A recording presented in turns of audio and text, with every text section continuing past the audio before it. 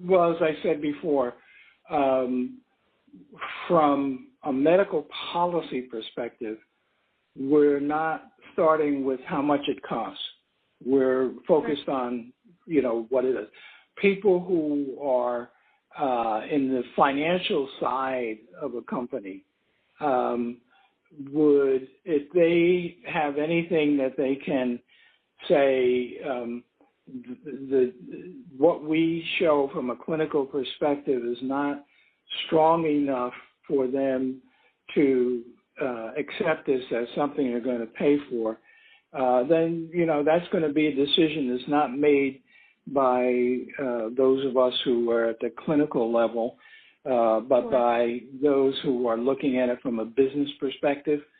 So if something was so inordinately expensive that it would really jeopardize the budget of an organization, then and they have grounds to stand on about questionable, results that are going to come from paying for this, then they may decide that, we're not paying for this at this point in time until there's more evidence or whatever they want to say about it. But I go back to something like Harvoni, which is very expensive in terms of a full course of it. It was something of concern, but again, something that was covered and paid for. Right. Is there any type of sort of de-risking in terms of partnering with specialty pharmacies and, physicians just relying on the specialty pharmacies managing their products? I'm wondering if the buy and bill model is still true, still holds true for, such expensive therapies. Where do you see that going?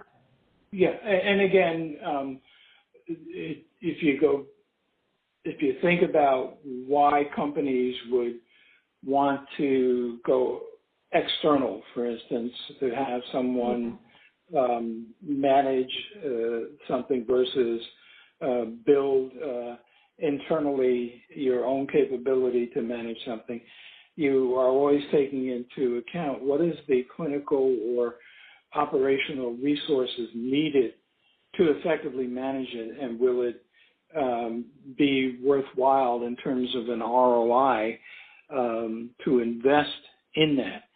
And I've seen that happen over the years where some things have been outsourced and then brought back in and then taken back out. So it's a sort of fluctuating process depending upon what the capability of the organization is and the resources that it has and the impact of savings on having someone else manage a particular entity. So, it's not a one-size-fits-all one way or the other. Large companies are certainly able to do more things than smaller companies. So it really, there are a lot of variables. Some states have much more regulatory involvement in terms of what can or cannot be denied or to what level it must be paid. In my state, I know that has been a reality in terms of legislation that's been passed. Do you see ASP rates changing over time with the more gene therapies getting launched? I think there's always that potential.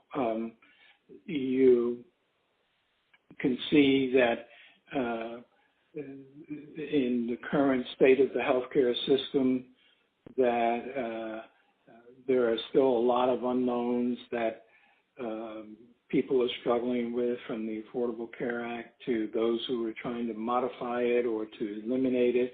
What comes next if you do eliminate it?